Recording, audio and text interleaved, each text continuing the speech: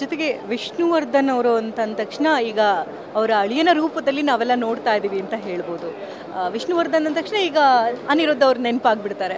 ಅಂದರೆ ಆ ಒಂದು ಲೆಗೆಸಿನ ಅಷ್ಟನ್ನ ಉಳಿಸ್ಕೊಂಡು ಹೋಗೋದು ತುಂಬಾ ಕಷ್ಟ ಸಾಧ್ಯ ಅಂತ ಹೇಳ್ಬೋದು. ಯಾವ ರೀತಿ ಚಾಲೆಂಜಿಂಗ್ ಅನಿಸುತ್ತೆ ಆ ರೋಲ್ ಅಲ್ಲ, ಇದು ನೈಜ ಜೀವನದ ಕಥೆ. ಅದು ಚಾಲೆಂಜೇ, ಪ್ರತಿ ಕ್ಷಣ ಚಾಲೆಂಜೇ ಅದು. ಆದರೆ ಒಂದು ನಾನು ಅದನ್ನು ಚಾಲೆಂಜ್ ಅಂತಂದರೆ ನಾನು ಯಾವ ರೀತಿಯಲ್ಲಿ ತೊಗೊಳ್ತೀನಿ ಅಂತಂದರೆ, ಅವರು ಒಂದು ದಾರಿದೀಪ. ಅವರು ಮಾಡಿರ್ತಕ್ಕಂಥ ಸಾಧನೆ ಏನಿದೆ ಅದು ಅಪಾರ.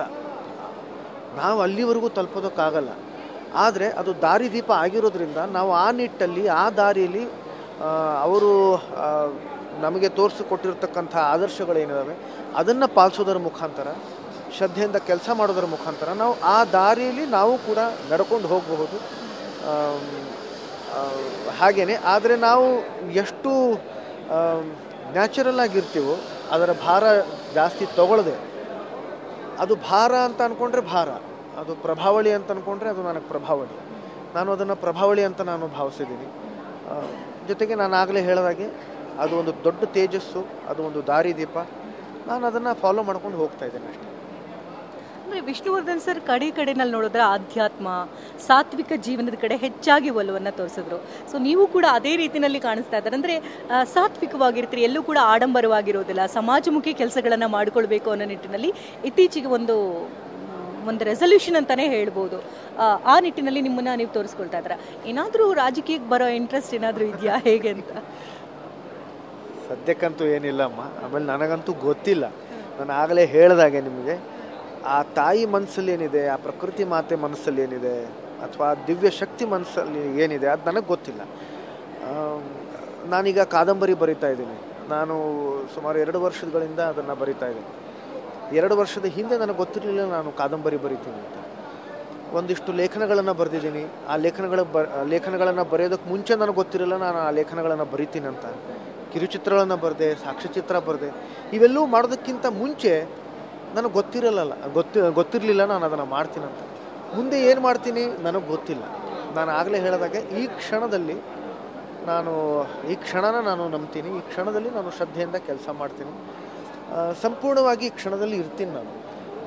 ಮುಂದೆ ತಾಯಿ ನಡೆಸ್ಕೊಂಡು ಹೋಗ್ತಾಳೆ, ನೋಡ. ಯಾರು ಪ್ರೇರಣೆ ಅಂತ ಇದಕ್ಕೆ? ಕಾದಂಬರಿ ಕೂಡ ಬರಿತಾ ಇದ್ರಿ ಅಂತ ಹೇಳ್ತಾ ಇದ್ರಿ. ಎಲ್ಲರೂ ಪ್ರೇರಣೆ ಇದಕ್ಕೆ.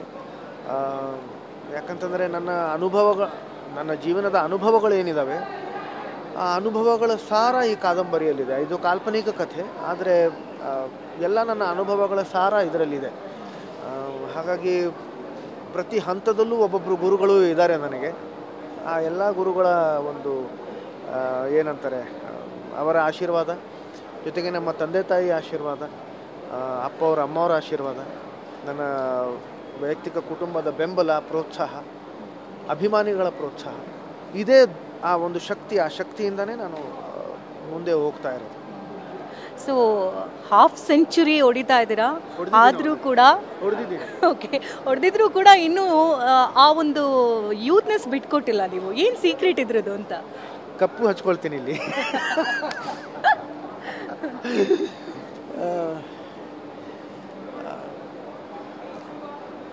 ಒಂದು, ನನಗೆ ದುಶ್ಚಟಗಳು ಇಲ್ಲಮ್ಮ.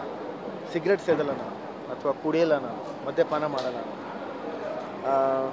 ಜೊತೆಗೆ ಅಧ್ಯಾತ್ಮದ ಬಗ್ಗೆ ತಾವು ಹೇಳಿದ್ರಿ. ಹಾಗಾಗಿ ನಮ್ಮ ಮನೆಯಲ್ಲಿ ಪ್ರತಿಯೊಬ್ಬರಲ್ಲೂ ಅದರ ಕಡೆ ಒಲವು ಇದೆ. ನಾವು ಎಲ್ಲರೂ ನಮ್ಮದೇ ಆದಂಥ ಒಂದು ಪ್ರಾರ್ಥನೆ ಇದೆ. ಆ ಪ್ರಾರ್ಥನೆಗಳನ್ನು ನಾವು ಹೇಳ್ತೀವಿ, ಶ್ಲೋಕಗಳನ್ನು ಹೇಳ್ತೀವಿ. ಜೊತೆಗೆ ಒಂದಿಷ್ಟು ಸಮಾಜ ಸೇವೆ, ಅಂದರೆ ಅಳಿಲು ಸೇವೆ ಅಂತ ಹೇಳ್ತೀನಿ ನಾನು. ಸಮಾಜ ಸೇವೆ ಅಂತಂದರೆ ತುಂಬ ದೊಡ್ಡ ಪದ ಆಯಿತು. ನಮ್ಮಿಂದ ಸಮಾಜಕ್ಕೆ ಏನಾಗುತ್ತೋ ಅದು ಒಂದು ಅಳಿಲು ಸೇವೆ ನಾವು ಮಾಡ್ತೀವಿ. ಬಹುಶಃ ಅದರ ಪರಿಣಾಮ ಇದೆಲ್ಲ ಇರಬಹುದು. ಆಮೇಲೆ ತುಂಬ ಲೈಫ್ ಸ್ಟೈಲ್ ಇಂಪಾರ್ಟೆಂಟ್ ಅಂತ ಹೇಳ್ತೀರಾ? ಈಗ ದೈಹಿಕವಾಗಿ ನೋಡೋದಕ್ಕಿಂತ ಮಾನಸಿಕವಾಗಿ ಆರೋಗ್ಯವಾಗಿದ್ದಾಗ ದೈಹಿಕವಾಗಿ ಆರೋಗ್ಯವಾಗಿ ಕಾಣಿಸ್ತೀವಿ ಅನಿಸುತ್ತೆ.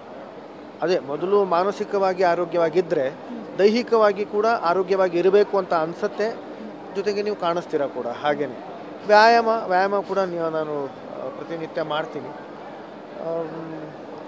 ಜಾಸ್ತಿ ತಿನ್ನಲ್ಲ ನಾನು, ಸ್ವಲ್ಪ ಕಡಿಮೆ ಕಡಿಮೆ ತಿಂತೀನಿ. ಅಳಿಲು ಸೇವೆ ಥರ ಅಳಿಲು ಊಟ. ಜೊತೆಗೆ ಖುಷಿಯಾಗಿರ್ಬೇಕಮ್ಮ ಪ್ರತಿಯೊಂದು ಕ್ಷಣ. ನಮಗೆ ಬ್ರಹ್ಮಾಂಡದಲ್ಲಿ ನಾವು ಯೋಚನೆ ಮಾಡೋಕ್ಕೆ ಹೋದರೆ ನಾವು ಏನೇನೂ ಇಲ್ಲ. ನಮ್ಮ ಭೂಮಿ ಕೂಡ ಒಂದು ಚುಕ್ಕೆ ಮಾತ್ರ ಸಮಾನ, ಅದರಲ್ಲಿ ನಾವೇನು ಏನೇನೂ ಇಲ್ಲ. ಆದರೆ ಇವತ್ತು ನಮಗೆ ಒಂದು ಮನುಷ್ಯ ಜನ್ಮ ಕೊಟ್ಟಿದ್ದಾನೆ ದೇವರು ಅಂತಂದರೆ, ನಮ್ಮಿಂದ ಏನೋ ಒಂದು ನಮ್ಮ ವೈಯಕ್ತಿಕ ಕುಟುಂಬಕ್ಕೆ ಅಥವಾ ನಮ್ಮ ಸಮಾಜಕ್ಕೆ ಏನೋ ಒಂದು ಚಿಕ್ಕ ಪುಟ್ಟ ಕೆಲಸ ಆಗತ್ತೆ ಅಂತಂದರೆ, ಅದು ಆಗೋದಕ್ಕೆ ಸಾಧ್ಯ ಅಂತಂದರೆ ಅದು ನಮ್ಮ ಅದೃಷ್ಟ ಅಂತ ನಾವು ಭಾವಿಸ್ಬೇಕು. ಹಾಗಾಗಿ ಪ್ರತಿ ಕ್ಷಣನ ನಾವು ಇವತ್ತು ಬದುಕಿದ್ದೀವಿ, ಉಸಿರಾಡ್ತಿದ್ದೀವಿ ಅಂತಂದರೆ ಇದಕ್ಕಿಂತ ದೊಡ್ಡ ಆಶೀರ್ವಾದ, ಅನುಗ್ರಹ ಇನ್ನೇನಿಲ್ಲ. ಅದರಲ್ಲಿ ಎಷ್ಟೋ ಜನ ಕೊರಗ್ತಾ ಇರ್ತಾರೆ, ಇದಿಲ್ಲ ಅದಿಲ್ಲ ಅಂತ. ನಾವಿವತ್ತು ಉಸಿರಾಡ್ತಿದ್ದೀವಿ, ಅದಕ್ಕಿಂತ ಇನ್ನೂ ದೊಡ್ಡ ಅನುಗ್ರಹ ಏನಿದೆ ಅಲ್ವಾ? ಈ ಒಂದು ಅನುಗ್ರಹದಿಂದ ನಾವು ಏನೆಲ್ಲ ಸಾಧಿಸ್ಬಹುದು, ಮುಂದೆ ಕೂಡ ಸಾಧಿಸ್ಬಹುದು. ಹಾಗಾಗಿ ಪ್ರತಿ ಕ್ಷಣ ಏನಿದೆ ದೇವರು ನಮಗೇನು ಕೊಟ್ಟಿದ್ದಾನೆ ಆ ಕ್ಷಣದಲ್ಲಿ ನಾವು ಇರಬೇಕು. ಆ ಕ್ಷಣನ ನಾವು ಸಂಪೂರ್ಣವಾಗಿ ಎಂಜಾಯ್ ಮಾಡಬೇಕು.